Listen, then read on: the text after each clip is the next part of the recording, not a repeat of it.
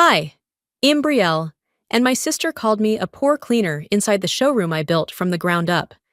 She stood there, in front of clients and cameras, laughing like my sweat had been a phase. But what hurt more than her words was how everyone else stayed quiet.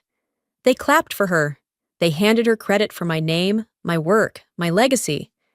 But I wasn't just erased, I was replaced. What would you do if your own family rewrote your story while smiling in your face? Would you walk away, or would you make them remember exactly who you are? Let me tell you what I did. The morning sunlight cut across the marble floor like a spotlight on a stage I no longer recognized.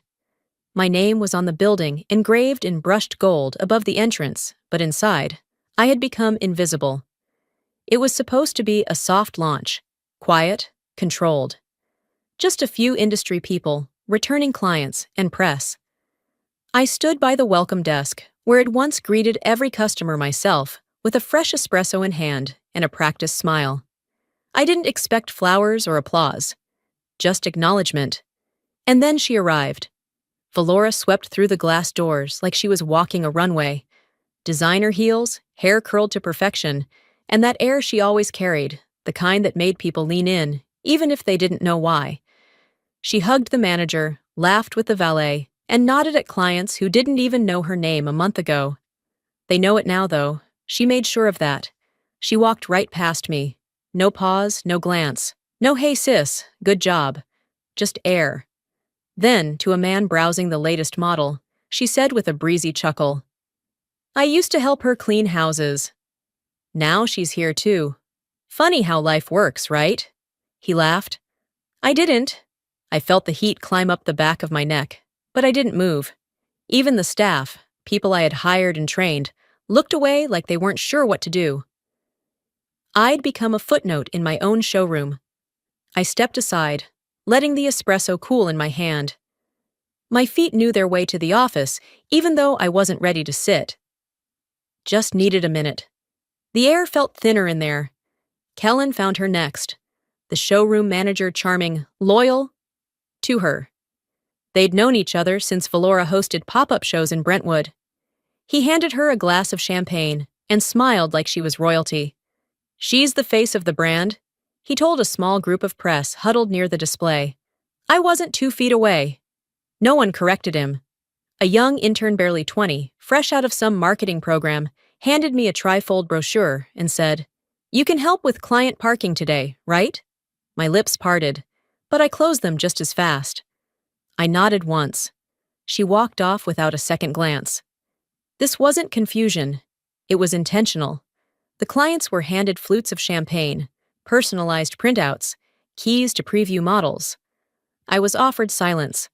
I excused myself. Outside, the noise softened. Santa Monica traffic hummed in the distance. I walked down the street, shoes clicking against pavement I'd walked for years. The same pavement I'd driven up and down, looking for the perfect building. The same sidewalk I'd paced when the first bank denied my loan. The same curb I'd sat on, knees up, when I signed my first lease and called it a win. I turned to look at the showroom. The glass walls shimmered. Behind them, my sister's laugh bounced between steel and leather. My staff nodded at her every word. I saw my name called well in metallic gold letters. She never changed it, just buried it. I thought of my first customer, the one who drove in because he'd taken the time to answer his questions online when no one else would. I remembered painting the baseboards myself because the contractor flaked. I remembered begging the city to fast-track my license application. I remembered all of it. I was never trying to be famous, just honest, just worthy. When I stepped back inside, I didn't cause a scene. I didn't cry. I walked straight to the reception counter, smiled at a client, and offered her espresso. She smiled back, almost startled by my warmth. Then Valora caught my eye across the room. Her stare wasn't curious or kind. It was sharp, territorial, like it touched something that didn't belong to me. But it did. All of it. I turned away from her. I needed a plan, not a confrontation. This wasn't the moment. But I would have one. That evening, I sat at my desk in the office. The room was dim, blinds half drawn. the sound of distant traffic crawling through the windows. I opened a blank document on my laptop, and I typed the first line. Not out of anger, not even out of pain, but clarity. That night, I didn't sleep. I drafted a letter that made silence into a sound they couldn't ignore. The words were clinical, calculated, and legally binding. This time, I wasn't playing defense. I emailed the document to myself, closed the laptop, and stared at the slow swirl in my coffee cup. I didn't sleep that night. Not from anger, but because something inside me had shifted subtly, like a floorboard finally giving under years of weight. Saturday started quietly. The kind of quiet that doesn't comfort, but cautions. I made coffee in my condo kitchen and leaned on the counter while scrolling through my phone. Notifications fluttered in like confetti likes, tags, reposts. Her face, again. My showroom, again. Valora had posted a slick video reel of herself twirling in front of the showroom windows. She'd tagged her brand in bold white font and captioned it, "My space, my aesthetic, my story." I watched the video twice, not because I was shocked, but because I wasn't. She used the tagline I created 3 years ago, "Built from grit, shaped by grace." The same words I wrote in a journal at 2 a.m., with tears smudging the ink. She delivered it with a smirk, camera zooming in as if she were the architect of all of it. I didn't comment. I didn't call. I screen recorded the video, bookmarked the post, and saved the audio. I knew what I was doing. She didn't just take the room, I whispered aloud, the words strange in my empty kitchen. She took my words too. By late morning, I was on a call with Devonthi freelance designer who'd helped me with my original branding. He hadn't changed. Still polite, still slightly too eager. "Hey, Brielle. I've been meaning to check in. Saw some of the new stuff going out. Looks like things are booming." I paused. "Devon, have you sent any of our old files to Valora?" Silence. Then a cough. "She asked for the editable logo files last month. Said it was a family collaboration, that you were both rebranding together. Seku thought it was all above board." "Did she use my original deck?" I asked, calm. "Just parts of it," he muttered. "The intro slides, the aesthetic palette." Honestly, I didn't think twice. "No worries," I replied. "Thanks for confirming." I hung up and sat in my chair without moving. My fingers tapped the edge of the table without rhythm. I wasn't surprised. I was tired of being surprised. By late afternoon, I was driving downtown. The traffic was sluggish, the air thick. I parked 2 blocks from the building and walked the rest of the way. The trademark office was sterile and quattro after row of computers. Beige walls. The faint click of keyboards. Thomas had helped me file our original name rights when I opened. I pulled up the database and typed in Caldwell Concept. The first result wasn't mine. A limited-use trademark request had been submitted under Valoris LLC filed 2 weeks ago. She had included photos of the showroom, brand pitch decks, color scheme references. It was my work, only with her name attached. I printed the screen and slid it into my folder. The sun was setting when I got back to my car. The streetlights flickered on as I buckled my seatbelt. I didn't drive immediately. I sat there, hands on the wheel, eyes on the red lights ahead. It wasn't about the logo. It wasn't about the caption, the video, the champagne, or the laughs. It was about my name, my risk, my rebuild, and how easily someone could steal it just by saying, "We're family." It used to sting. Now it just made things clear. That night, I opened my phone one more time and reread her caption. Every inch of this showroom reflects my journey. I felt something in me break. That night, I reread the caption she wrote. She said, "Every inch of this showroom reflects my journey." I felt something in me break. And when something breaks quietly, you don't scream, you sharpen. Sunday came with overcast skies, and just enough wind to lift the edges of my coat as I walked up the steps to the community center. The event was a brunch for local businesswomen, something it helped fund years ago, before it had a sponsor, before it had glossy brochures. Now it had a banner with Valora's name printed in cursive at the top and a crowd sipping mimosas like they were at a fashion show. I stood near the back, nursing weak coffee from a paper cup, not expecting much. I should have known better. The projector screen lit up with a slideshow of the showroom, the one I leased, painted, and opened with my first business loan. The one where I used to sleep in the back office during late-night audits. Valora took the mic and gave a little laugh, the kind that made the room lean in. I always tell people, she started, success comes from the strangest places. My sister and I used to clean cars together. She wore this big red apron, we called her Cherry. The room erupted. My throat didn't tighten, my eyes didn't sting, but something inside me slid sideways. They laughed because it sounded like a cute memory, something lighthearted, something shared. But that apron wasn't a punchline. It was survival. I bought it for $6.99 from a clearance rack at a hardware store. I wore it every evening after school when I scrubbed wheels for tips and wiped down dashboards in the winter cold. While Valora was at mixers and rooftop parties, I was kneeling in oil stains, my hands raw, my back sore.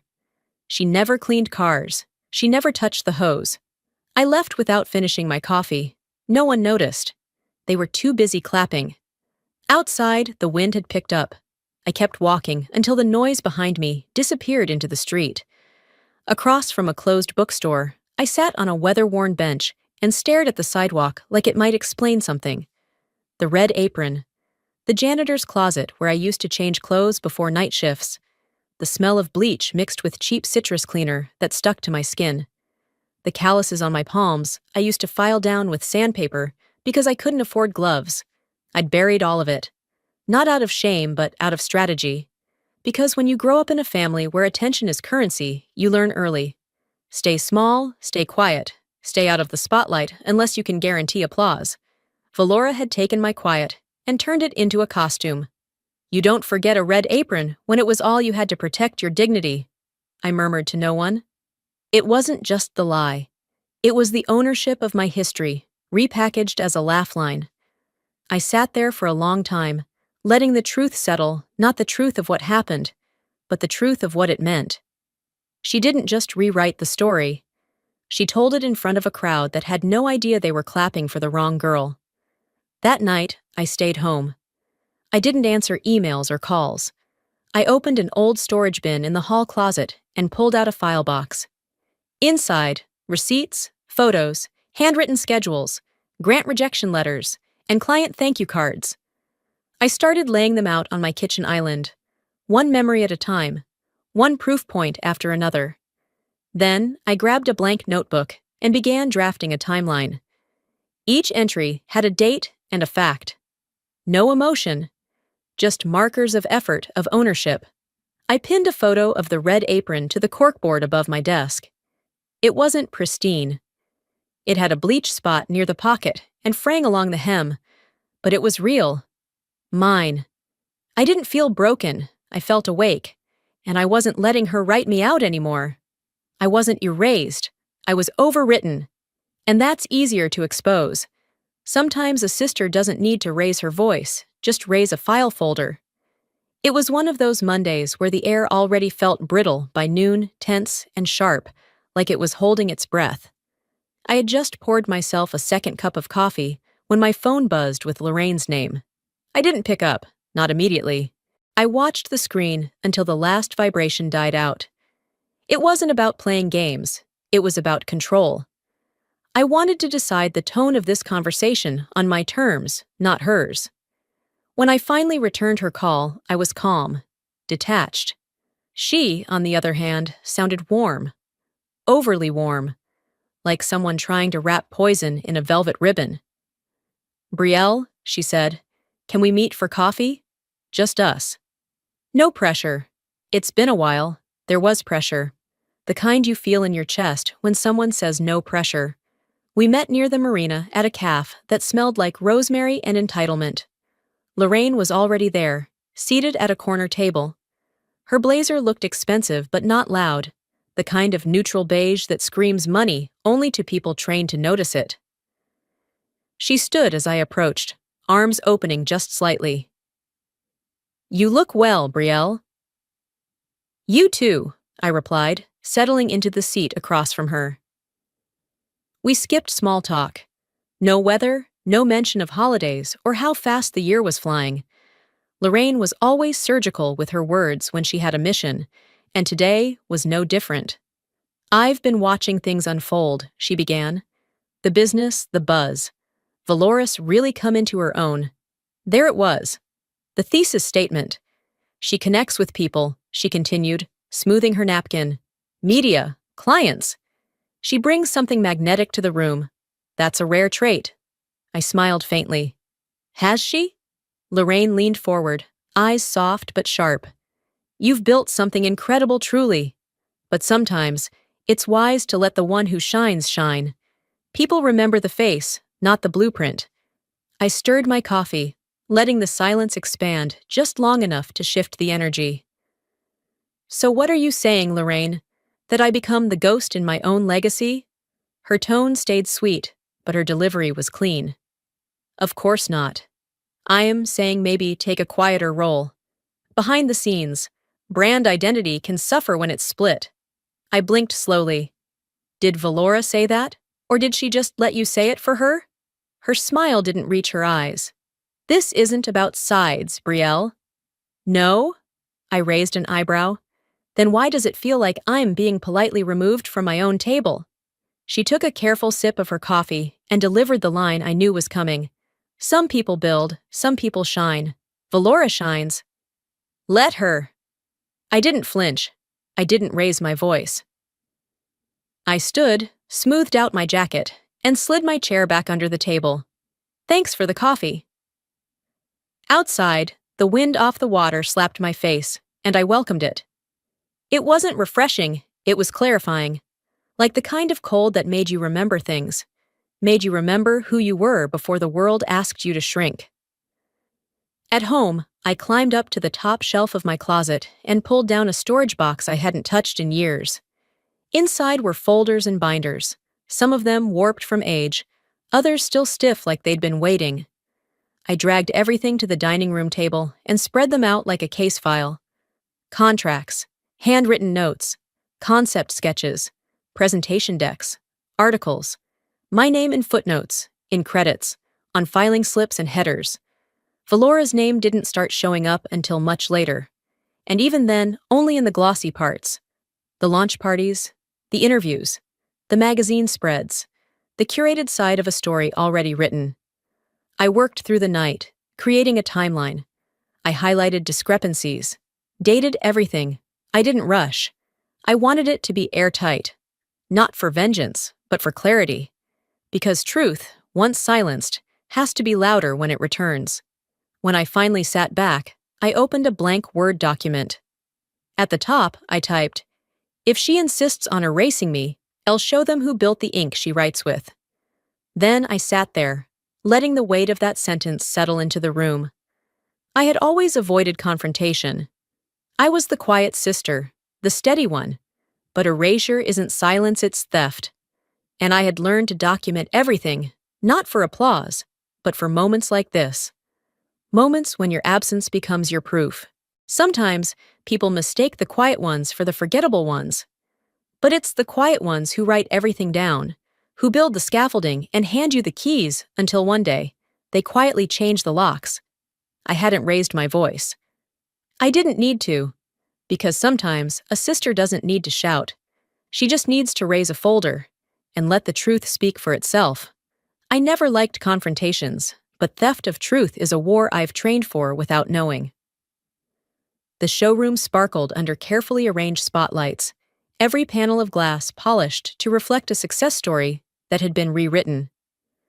Thursday night's launch event was meant to debut the new luxury model, but it might as well have been a coronation.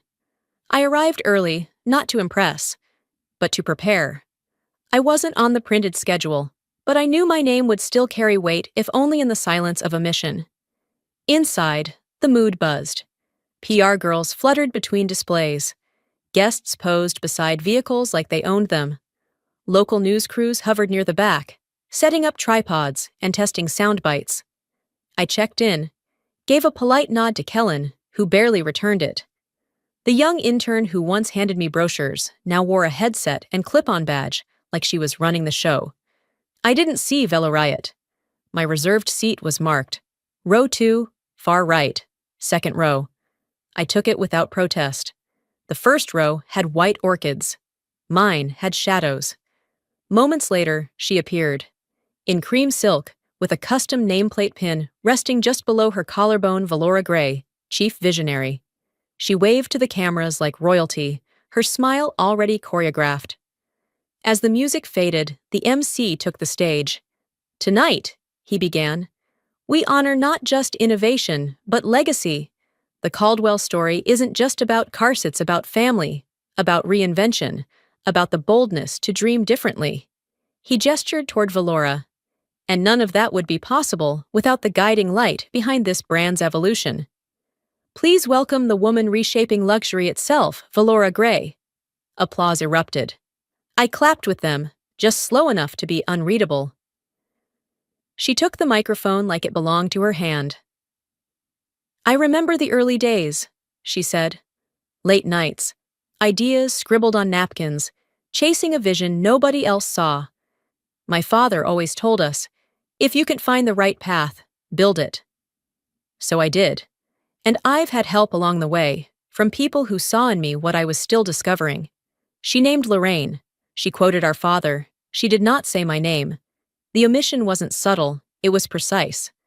I sat there, composed, while the crowd rose to their feet. A woman behind me whispered, "Isn't that her sister sitting there?" Another voice, "You'd think she'd be on stage." I turned slightly and smiled. Not yet. The program wrapped. Champagne glasses clinked. People lined up to take selfies with Valora in front of the display model. I wandered toward the far end of the showroom, away from the noise. That's when I heard her voice again. This time, from the main office. She was live streaming. Through the glass wall, I saw her phone propped against a branded stand. Behind her, the showroom looked like a magazine spread. "And this space," she was saying, "this space reflects my journey. Every inch tells a story, me story." I stepped into the doorway, just out of frame. "The team here," she continued, "they're not just co-workers, they're family." That's when I said it. Family doesn't forget who built the foundation. She froze. Not visibly, just enough that the curve of her sentence slipped. Her eyes flicked toward the doorway. The live stream comments slowed, then erupted with question marks and emojis. Someone off camera whispered, "Cut it." Valora pressed her screen, and the feed ended mid-frame. For a few seconds, no one spoke. She didn't say anything to me. I didn't need her to. The audience she cared about most had already heard what mattered. Valora's smile dropped first. Then the viewers started asking questions she couldn't answer. Some people fear confrontation. I fear becoming invisible more. The morning after Valora's livestream stunt, I sat in my home office with a cup of strong coffee and a file open on my desktop. The recording wasn't new. I'd had it saved for over a year, buried under folders marked legal and brand use. But I hadn't listened to it in a long time. I clicked play. She's good at scrubbing floors and staying out of the way. Let her do that. Her voice poured through the speakers like acid in slow motion. It was a recording from a call she hadn't known was being monitored back when she was trying to push me out of a supplier contract and thought she was talking to a friendly middleman. I didn't flinch. I just paused the file, labeled it with the date and timestamp, and saved it under a new folder. If needed. I texted Thomas. He was more than a lawyer. He was my friend, and the only one who never once acted like I was paranoid. I sent him the audio. A few minutes later, he called. "This isn't the kind of thing you toss out casually," he said. "You sit on it. Let her keep digging. When she's waist deep, you drop it." I closed my laptop. Understood. By late afternoon, I was driving toward Lorraine's house with a thank you basket I didn't want to give.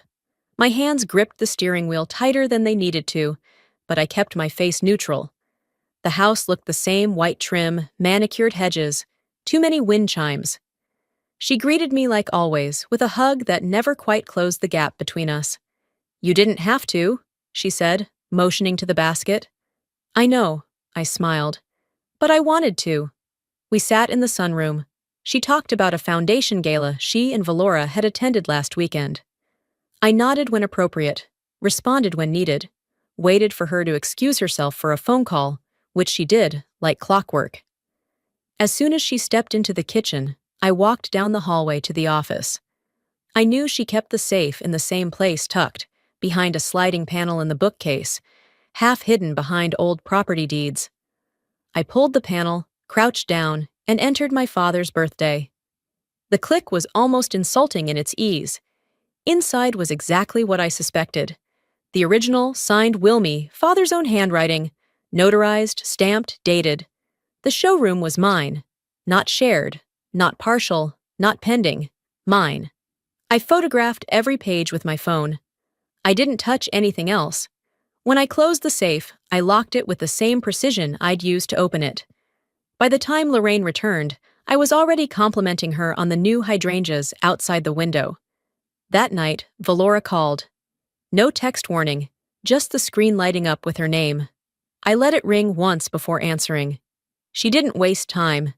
"We need to talk, so talk." Her tone shifted. "About the live stream." "It was nothing, a PR thing. Spontaneous." "You had a branded stand for your phone," I replied. "That's not spontaneous." Silence. "I'm not trying to erase you," she said. "You're just not as visible. I bring a different audience." I let her talk. It was always easier that way. Let them fill the air until their own words incriminate them. Then I spoke. "If you continue using my name, my story, or that showroom like you built it, it'll release two things. A recording and a will. Neither one flatters you." She exhaled sharply. "You wouldn't." "I didn't say I would," I replied. "I said I haven't. Yet."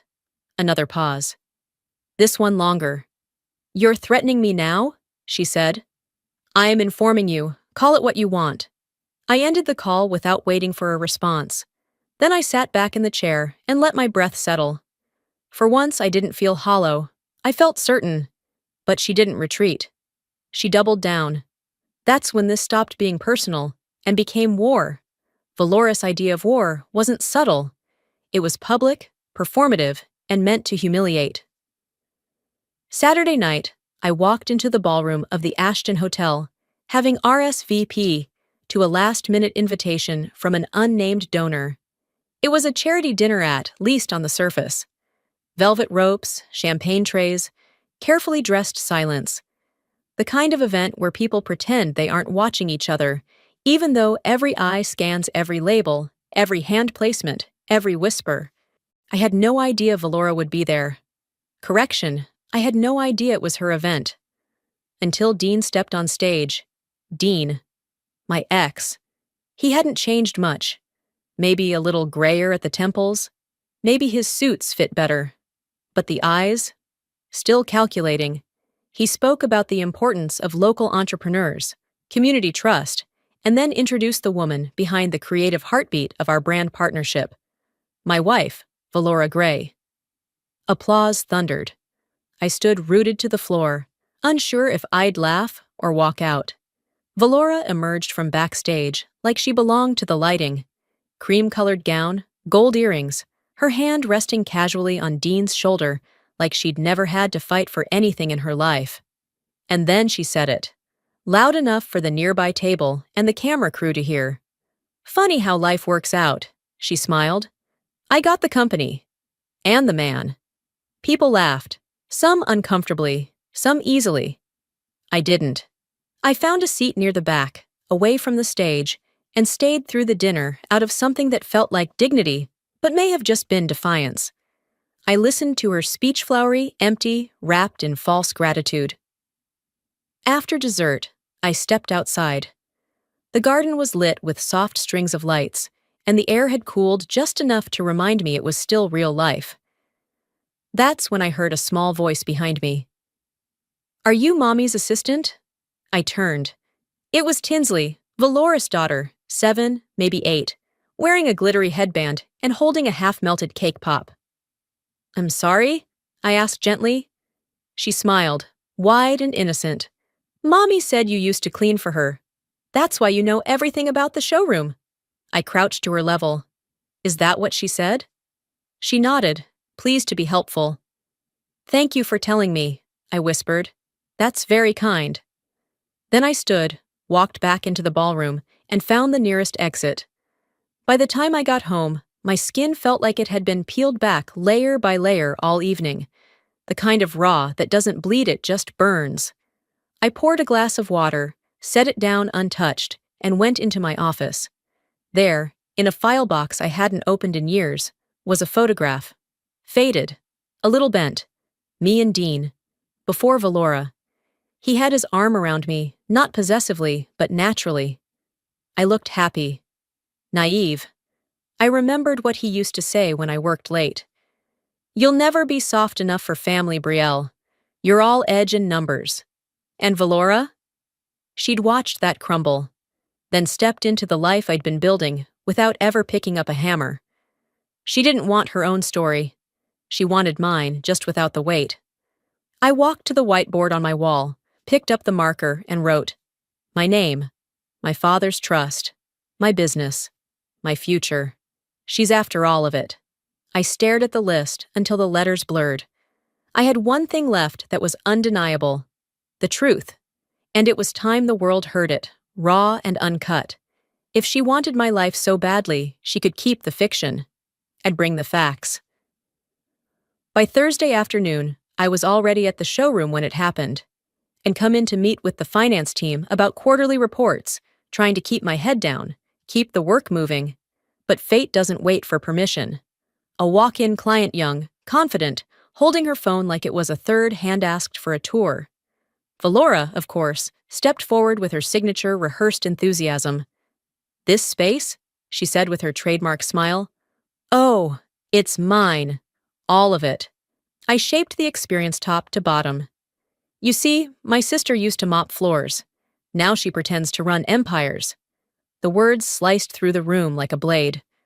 I was in the next room, just outside view, hearing every word. The laughter that followed wasn't loud, it was worse. It was casual. The kind that says, we all understand who matters here. The client didn't say anything, but I saw her glance sideways, a slight frown forming. I didn't know at the time that she was live streaming. That video hit TikTok less than an hour later. Title? Luxury Lady Destroys Sister's Dignity at Her Own Showroom. By dinner time, it had crossed 1 million views. By morning, the comment sections were wildfires. Wait, she said used to clean floors?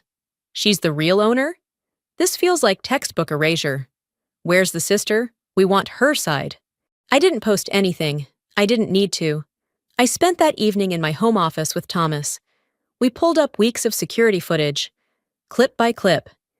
In one video, Valora was introducing herself to a visiting investor as co-founder and head of creative. In another, she was accessing my private files from the main office desktop. Then there was the final Clifford whispering to Kellen, instructing him to remove my name from the presentation slides before sending them to a sponsor. Thomas packaged it all neatly on a USB and walked it into the offices of 3 different reporters he trusted. Not tabloids, legitimate business outlets, the kind that care about evidence and ethics. Then I wrote my statement. Friday morning came with overcast skies and a tension that felt like static in my teeth. I stood outside the showroom, a small podium set up by the front steps. Microphones blinked red with recording lights. Reporters stood at a polite distance, notebooks ready. I didn't wait for silence. I spoke like I was telling a room full of old friends the truth they already suspected. I built this place with my own hands, with every dollar I saved, with every late night spent arguing with banks and painters, with my father's trust and a belief that hard work was enough. I paused, scanning the small crowd. What was taken wasn't just a title or a spotlight. It was my name, my story. But I'm taking it back. I gestured to the portable screen behind me and hit play. The video was short, just enough. Valora's voice came through first, her laugh, her words, her erasure. The crowd didn't gasp, they shifted. You could feel the current change in their eyes. Valora's team issued a statement within the hour. She deeply regrets any misunderstandings. I didn't respond. The showroom stayed open that day. Business continued, but the air had changed. Clients looked at me differently. Staff offered eye contact. The silence that used to hum with dismissal now buzzed with recognition. But peace? No, not yet. The truth was out, but peace hadn't arrived. Some wounds still needed a reckoning. Just because you win doesn't mean you heal. Some things still echo in the silence. The showroom was still. Still in the way a space can only be after a storm has passed and taken the noise with it. 1 week had gone by since the press conference, and the silence felt earned. No reporters at the windows now. No anxious footsteps. No accidental flashes of a camera lens through the bouquets at the entrance. Just the gentle hum of the HVAC and the quiet, steady clicks of my heels as I crossed the polished tile floor. It was early Sunday morning, the kind of morning where the light filters in soft and slow, spilling through the tall windows like it, too, had decided to exhale. Then the front door chimed. I turned toward the sound, expecting a delivery or a client who'd mistaken the hours, but it was Marilla Boone. The same woman who had once stood at the back of the conference room, silently watching as I was interrupted, dismissed, and spoken over. Now she stepped through the door with deliberate grace, her burgundy beret angled just so, her coat buttoned to the collar. Her expression was calm, but her eyes carried something deeper, older than sympathy and gentler than pity. It was something like earned respect. "I hope I'm not intruding," she said, her voice as even as ever. "Not at all," I said, already walking to meet her. She held out a small envelope. It wasn't thick or grand, just plain ivory paper, folded with care. "I just wanted to say thank you," she said, "for reminding me that dignity still matters in this world. I'm not someone who knows much about business, but I do know when someone is being wronged. And I know what it looks like when someone decides not to let that be the end of the story." I didn't trust myself to speak right away. I took the envelope with a small nod, swallowing a lump that came quicker than expected. Her words weren't grand or rehearsed, but they hit me in a place that still felt bruised. She left soon after. No fanfare, no lingering. I didn't open the envelope until later. Inside, a short handwritten note in blue ink, cursive letters leaning gently to the right. It simply said, "Some people speak loudly, others speak clearly." I heard you. I sat with those words for a long time. She hadn't praised my win or my strategy. She'd seen me not for what had proven in court or in front of cameras, but for what I had chosen to carry with composure when it would have been easier to throw it all down. That afternoon, Thomas called. "It's done," he said without preamble. "The trademark is secure. The tax filings are in. Valoris LLC was dissolved last Friday." A beat of silence passed between us. "Media pressure did what courtrooms couldn't," he added. I leaned against the window frame, looking out at the street below. "She gave it up?" I asked. "Technically? Yes. Publicly? She's still spinning it." He forwarded me the press release. The headline read, "Valora Drayton announces graceful exit from company for sake of family unity." I read the statement aloud, tone flat. Sometimes letting go is the most powerful choice. A breath escaped me, half laugh, half disbelief. "She never knew what unity meant," I murmured. But I didn't need her apology. I didn't need headlines or retractions. What I needed, truly, was for the silence that followed to feel different. And that's what I got. That evening, after the final client's car pulled away and the showroom lights dimmed to their warm golden hue, I wandered the space alone. I walked past displays, each now arranged with intention. I passed the conference nook, the tall ficus in the corner, the samples arranged by tone and texture. All of it now felt like mine again, not because a court had ruled it, but because I had reclaimed it, piece by piece. Eventually, I reached the hallway near the back, the one clients rarely saw. It was where deliveries were signed for, where staff took coffee breaks and laughed in quiet corners. And there, behind a glass panel just above the coat hooks, was the red apron. Pressed. cleaned, framed. No title, no inscription, just fabric worn and simple and memory. It hung at myself that morning, without ceremony. It wasn't there for clients to admire or to spark conversation. It wasn't even there for Valora. It was for me. I stared at it for a while, arms folded across my chest, the silence around me now a friend rather than a punishment. In that small frame, I saw everything Eid once been taught to hide. Effort, labor, roots. And now, pride. I used to think power looked like a microphone, that it had to be loud, public, sweeping. But now I know it can also look like something quietly permanent. Something you mount behind glass, not to forget, but to honor. A thought came then, unexpected and unplanned. Forgiveness isn't always a door you open. Sometimes, it's a door you lock so you can finally walk past it. Sometimes, surviving the storm isn't the story, it's what you do with the quiet afterward that matters. I didn't fight for revenge. I fought for recognition. Not to be applauded, but to be seen. If this journey taught me anything, it's that silence can be power. But only if you know when to hold it and when to break it. To those of you watching, maybe you've had your name taken out of something you built. Maybe your story was retold without your consent. Maybe, like me, you've sat in a room full of people clapping for someone else and wondered if it was worth speaking up. Let me tell you, it is. You don't need to shout to be heard. But when you do speak, make sure it's with clarity, not anger. With truth, not noise. Stand your ground not to win a spotlight, but to reclaim your foundation. What about you? Have you ever felt erased in your own life, at work, in your family, or in your community? What did you do about it? I'd love to hear your story. Drop a comment below. If this video resonated with you, type 1 in the comments or let me know where you're watching from. And if it didn't, tell me why. I value every perspective. If you want to hear more stories that hit close to the heart and honor the quiet strength inside us all, don't forget to subscribe. Your voice matters. Your truth matters. And I'm here to tell more stories just like this